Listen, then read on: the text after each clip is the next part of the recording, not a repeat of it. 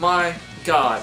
Where do I even begin to describe my love for the show when it was back in the early 2000s? What can I really say about Beyblade other than I just really loved it growing up as a kid? Basically, this is my version of Bakugan, and in certain aspects, I do believe that Beyblade is better than Bakugan. While yes, Bakugan has more strategies involved, Beyblades have more customization involved. Everything in the Beyblade, from the attack ring, the weight ring, the motor, and the base. But that does bring us down to today's video game, Beyblade for the PS1.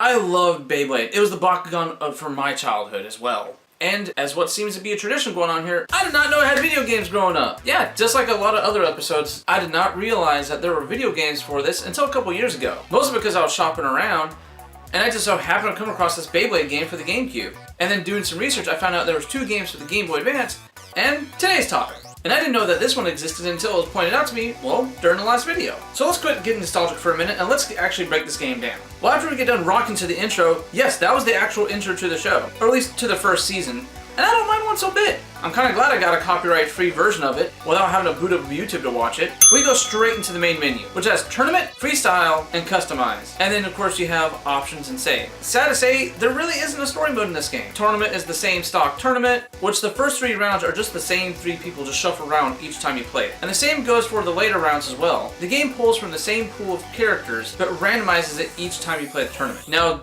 the downside is that the tournament is single elimination, so the minute you lose, you're out of the tournament. No best ofs here. Well, to win a match, you have to score 4 points. And you can get these 4 points one of a couple different ways. There's the traditional knocking your opponent's Beyblade out of the arena, which instantly lands you 2 points. There's them missing the arena, which lands you 1 point.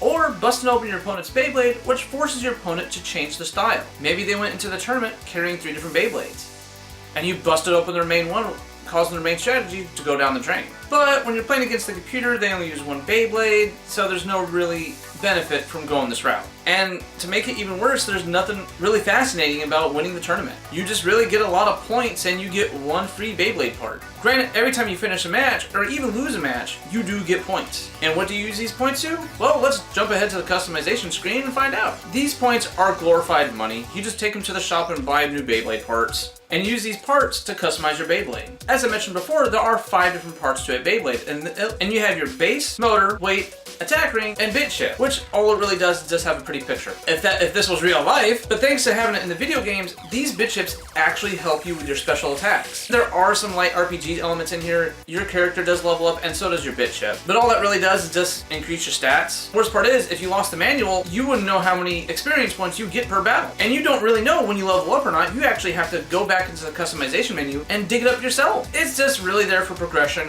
and to really show off how much time you put into the video game itself. And free battle, it just lets you free play amongst all the characters from the show and your own character as well. But let's dig into the actual gameplay itself. And ooh boy, this is gonna be a fun ride.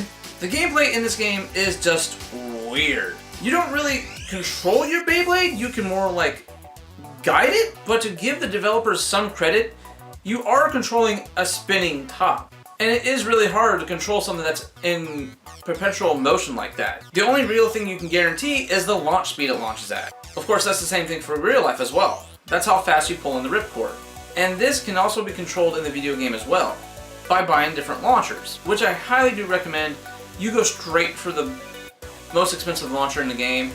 It launches your Beyblade out at the max speed. Now, when you first buy it, it does take some practice getting used to. Not just launching it at max speed, but the controls. Like I mentioned before, you're more or less guiding it. And when you do collide with your opponent's Beyblade, you do press the X button to do extra damage to their health. And when they reach 0 on their health, their Beyblade explodes. Now this is very helpful in the tournament scene, mostly because if their Beyblade explodes and they have no backup, they lose. This was really hard for me to do, and I couldn't get footage of it at the time I was recording it. When you're looking at the footage now, it looks a whole lot better than when I was playing it on the TV.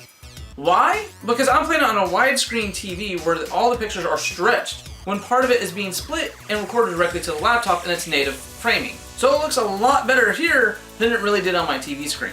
And speaking of screen, you see that box at the bottom of it? That doesn't go away. It really would have helped for me to see the whole stadium. You know, a square stadium instead of this rectangle?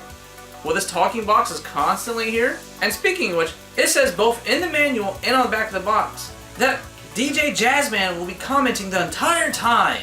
Well, not the whole time. Comments when there's a big hit, comments when there's a near miss, and then he comments when you launch. Getting spoiled off of WWE games, I was expecting a lot more. And I mean a lot more. Now, it really seems kind of weird, but we're batting 3 for 3 here, where there are games that are just made to be played forever and have no real story mode. FIFA, Sky Shark, and now Beyblade? I really hope the next game isn't the same way. I beat these games in the first few hours of me playing them, which is, again, both a good and bad thing when it comes to the price. When it comes to Beyblade, I only paid $4.95 for it. Well, let's go ahead and wrap this short review up, and what's my final thoughts on Beyblade? For a game being at max value at $4.95 and getting to what seems like being an endless game, I don't feel like I got my full value out of this game. Again, with Bakugan setting the standard of full value of your purchase, this definitely falls short. I would only really recommend this if you can't find the GameCube game, the Game Boy Advance games. Stay away from the DS games because those are hard garbage, and only go for this as a last resort. It is a game, it is playable, it just feels like the game you'd play the last. So with that being said, I give it a 2 out of 5. I pick it up for the opening at least. Now tell me, what do you guys think? Will you be checking this game out, or are you going to give it a hard pass? With that being said, I'll catch you guys later. And as always, I'm gone, I'm Ghost, I'm out of here, I'm past tense, and I'll catch you guys next week.